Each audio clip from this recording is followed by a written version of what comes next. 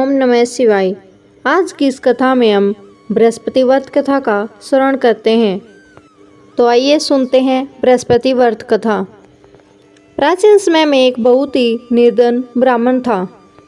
उसकी कोई संतान नहीं थी। वह नित्य पूजा पाठ करता था, परंतु उसकी स्त्री बहुत मलिनता के साथ रहती थी। वह न तो स्नान करती थी और न ही किसी देवता का पूजन करती थी।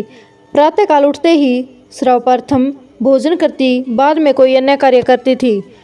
ब्राह्मण देवता बहुत दुखी रहते थे। पत्नी को बहुत समझाते, किंतु उसका कोई परिणाम न मिलता। भगवान की अनुकंपा से एक समय उस ब्राह्मण की पत्नी गर्भवती हुई और 10वें महीने एक सुंदर कन्या को जन्म दिया। निर्धन ब्राह्मण कन्या के जन्म से बहुत दुखी हुआ। धीरे धीरे ब्राह्मण की कन्या बड़ी होने लगी। ब्राह्मण से ही उस कन्या की रुचि भगवान विष्णु की पूजा में थी। वह प्रातः उठते ही स्नान आदि करके भगवान विष्णु की पूजा करके मंदिर में जाती थी। बृहस्पतिवार को व्रत करके विधिवत पूजा पाठ करती थी। पूजा पाठ के बाद वह पढ़ने के लिए पाठशाला में जाती थी। घर में चलते हुए वह मुट्ठी भर जो साथ लेकर जाती और पाठशाला के रास्ते में थोड़े थोड़े जो गिराती जाती।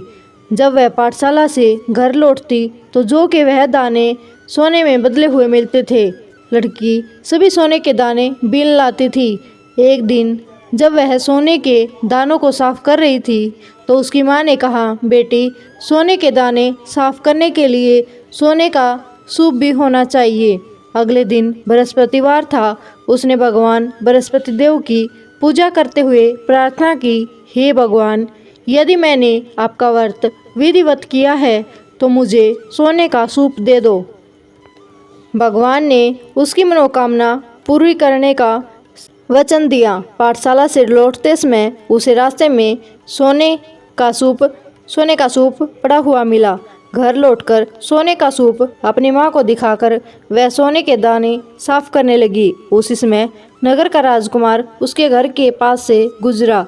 उस सुंदर लड़की को सोने के सूप में जो साफ करते देखकर राजकुमार उस पर मोहित हो गया। महल से लौटकर राजकुमार ने राजा से उस लड़की से विवाह करने की इच्छा प्रकट की।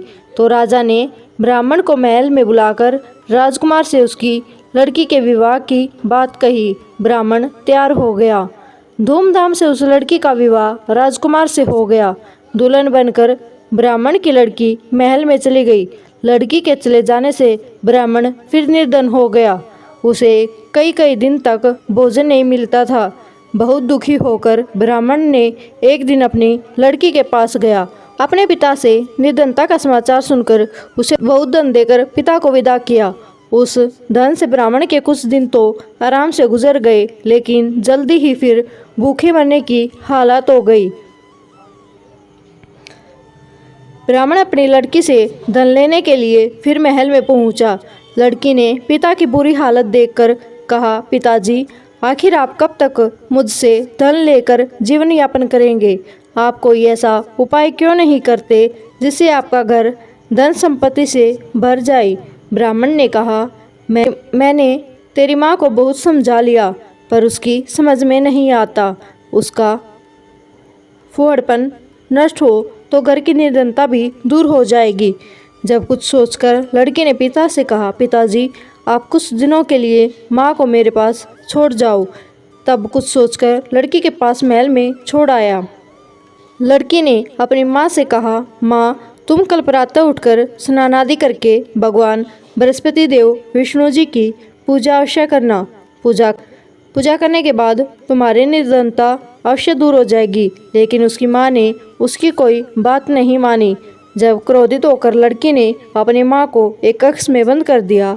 सूर्योदय के समय माँ को उठाकर जबरदस्ती उसे स्नान कराया और फिर मंदिर में ले जाकर भगवान बृहस्पति देव की पूजा कराई। कुछ दिनों तक ऐसा करने से माँ की बुद्धि में परिवर्तन हुआ और वह स्वयं बृहस्पति का व्रत करने लगी। उसके व्रत करने से ब्राह्मण के घर में भगवान विष्णु की अनुकंपा से धन की वर्षा होने लगी। दोनों पति पत्नी धन संपत्ति पाकर आनंद पूर्वक जीवन यापन करने लगे और विष्णु धाम को चले गए। यह थी वीरवार की कथा। आपको कैसी लगी कमेंट में ज़रूर बताएं।